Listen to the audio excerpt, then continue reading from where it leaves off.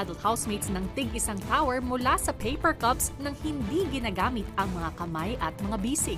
Kailangan umabot ang bawat tower ng 5 feet na taas para makuha ang tig 50% ng kanilang weekly budget. Ang grupo na mas mataas ang tower ay maliligtas mula sa susunod na nominasyon. Paper cup tower, ang mga adult housemates tila unti-unti nang nagamay ang kanilang diskarte. Kung hindi ka siya, mag-adjust, wait lang. Lahat naman po kami may naaambag po sa taas po, kuya. May space Adjust pa. di, adjust di. Sige. Ito ba? Ito. Ito. Lubog mo rin. Mas nabuild namin ng mas mabilis po siguro yung tower namin nang hindi po nagkakaproblema o hindi po masyadong nalalaglag na ho ngayon. Kuya, pwede po ba kami mag-request ng another campus? Maya-maya, ang teens naman ang nagsimula sa kanilang task.